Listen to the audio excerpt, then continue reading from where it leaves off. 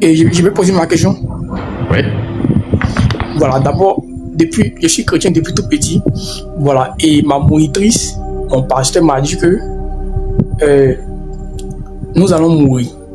Ok, nous allons mourir. Et bon, d'abord, je voulais savoir, est-ce que le paradis avec l'enfer existe réellement? Ça, c'est ma première question. Ma deuxième question, est-ce que ceux qui sont morts, quand la fin du monde va arriver, ceux qui sont morts, d'abord, ma deuxième question, est-ce que la fin du monde arrivera vraiment? Et puis ma troisième question, ceux qui sont morts, est-ce qu'ils reviendront pour que Dieu les juge et décider de qui va partir en enfer et qui va rester sur cette terre? Parce que d'après ce qui est écrit dans la Bible, on nous fait croire que ce monde ne nous appartient pas. Nous allons mourir et notre monde se trouve au paradis là-bas. Donc à la fin du monde, Dieu va nous juger et soit nous partons en enfer ou au paradis. Donc, est-ce que tout ça c'est vraiment réel? Ça me pénètre, ça me fatigue vraiment. Commençons par la première question. D'abord, est-ce que le paradis avec l'enfer existe réellement? Oui. Ok. Maintenant, est-ce que la fin du monde arrivera? Mais est-ce que tu sais où est-ce qu'on les trouve? Bah non. Sur Terre. Le paradis et l'enfer existent et on les trouve sur Terre. Ok.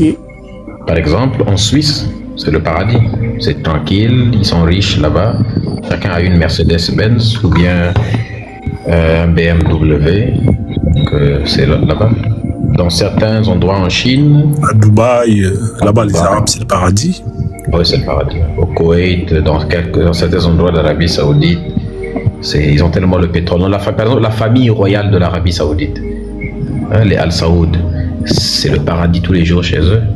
Les mecs, quand ils mangent, tous les jours, ils tuent au moins, je sais pas moi, au moins 60 chameaux, n'est-ce pas? Il faut tellement d'argent qu'ils payent des femmes pour faire caca dans leur bouche. C'est le paradis. Maintenant, et l'enfer? L'enfer, c'est au Soudan, c'est en Palestine, c'est à l'est du Congo, c'est dans certaines localités de Haïti, au nord du Mozambique, en Ukraine. Là où il y a la pauvreté. Là où il y a Dur. Donc, si je veux bien comprendre, ça n'a rien à voir avec le fait qu'on nous dise que l'enfer, il y a le feu là-bas, et quoi. Pour manipuler un être humain, il faut lui faire peur. La peur, c'est l'élément fondamental de toute manipulation. Sans peur, on ne peut manipuler personne. Parce que la peur, ça joue sur les instincts de survie des gens. Si je veux te manipuler, je dois te fabriquer un diable, n'est-ce pas? Et puis te présenter la solution pour lutter contre le diable que j'ai moi-même fabriqué. L'enfer n'existe pas. Le paradis n'existe pas. C'est sur Terre que ces choses-là existent. Ok, maintenant, ceux qui meurent, c'est fini pour eux? La meilleure façon de savoir ce qu'il y a après la mort, c'est de mourir. Les seules personnes qui savent ce qu'il y a après la mort sont ceux qui sont morts. Tant qu'on est vivant, on peut imaginer ce qu'il y a là-bas, on peut spéculer sur ce qu'il y a après la mort, et la meilleure façon de savoir ce qu'il y a après la mort, c'est de mourir. Ça reste la meilleure façon. De la même manière que la meilleure façon de savoir ce qu'il y a après la naissance, c'est de naître d'abord. Il y a avant la naissance, on ne sait même pas ce qu'il y avait avant là-bas. Quand tu vas mourir, tu auras la réponse. Maintenant, ça là, tu sais ce que ça doit conditionner ton esprit à quoi? Non. On s'attend que la meilleure façon de savoir ce qu'il y a après la mort, c'est quand tu vas mourir. Ça veut donc dire que toi, ta priorité, ce n'est pas la vie après la mort. Tu dois t'inquiéter plus de la vie avant la mort que de la vie après la mort. Tu dois d'abord t'inquiéter plus pour la vie avant la mort. Avant que tu ne meures, là, il y a beaucoup de choses que tu dois régler, tu dois résoudre, tu dois t'arranger à avoir la meilleure vie possible. Quand tu mourras, ce qui arrivera, arrivera tel que ça arrivera de toute façon. Tu ne pourras rien y changer. Mais pour le moment où tu es sur Terre, fais ce que tu dois faire sur Terre. Essaye d'être la meilleure personne possible. Pour être quelqu'un de bien, on n'a pas besoin de la religion. Il y a plein de religieux qui se comportent mal et il y a plein de personnes qui ne sont pas religieux qui se comportent bien.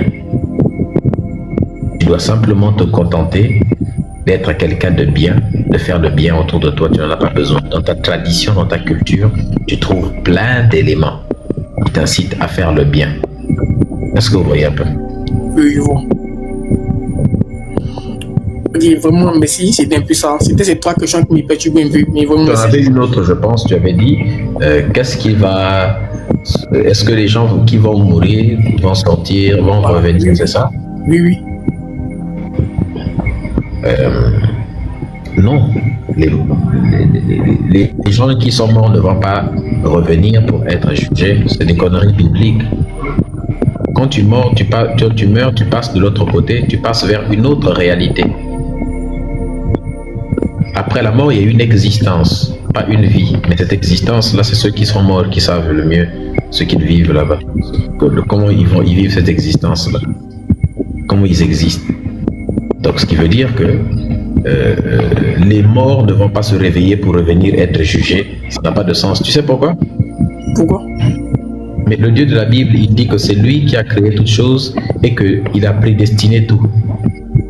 Dieu dit qu'il a déjà, depuis nos ventres, il a déjà prédestiné ceux qui iront au paradis et ceux qui iront en enfer. Certaines personnes ont la semence, soi-disant, de Caïn, ils iront en enfer, d'autres iront au paradis déjà. Dieu dit que dans son livre de vie, il a déjà écrit tout ce que nous faisons et tous ceux qui iront au paradis ou pas. Oui. À quoi ça sert de juger les gens si tu as décidé avant leur naissance que certains iront au paradis et certains en enfer? Ah oui, ça c'est vrai. Donc, en fait, l'enfer a été fabriqué simplement pour te manipuler. C'est comme ça qu'on manipule les gens.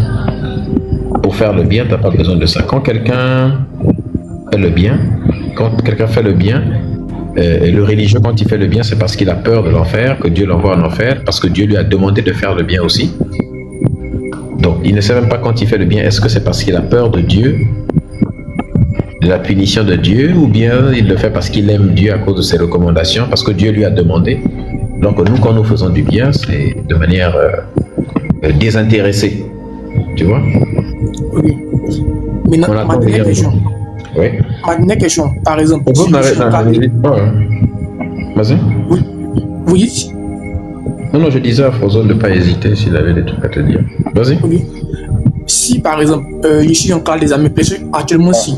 Maintenant, je prie pour qu'il me donne mon bac, pour que je puisse obtenir mon bac. Et si je l'obtiens, c'est grâce à lui ou bien c'est parce que moi-même j'étais intelligent. Je veux dire que quoi? Quand on le prie, est-ce qu'il exécute? Est-ce qu'il écoute à notre prière et il exécute? Ou bien, si ça arrive, ce qu'on demande doit arriver réellement, impuissant. Tu peux nous citer une chose factuellement qui s'est passée? Les gens n'ont pas travaillé, n'ont rien fait, ils ont simplement prié et puis c'est arrivé. Est-ce que tu connais un élève qui est déjà parti à l'école sans étudier? Il est arrivé juste avec la prière et puis il a réussi un examen? C'est même pas possible. Non, c'est pas possible. Maintenant, est-ce qu'il y a des élèves qui partent à l'école juste parce qu'ils ont très bien étudié mais ils n'ont jamais prié et ils ont eu leur examen? C'est possible? Plusieurs, je connais plusieurs. Donc la prière est inutile, ce qui est utile c'est étudier. Le travail, l'intelligence, la connaissance sont les clés pour gagner tout, pour développer tout, pour avoir le pouvoir. La prière est la chose la plus inutile du monde. Parmi toutes les choses qui font perdre du temps précieux à l'être humain, la prière se place en haut. C'est la chose la plus inutile, la plus dégradante pour l'esprit humain. Ça ne sert strictement à rien.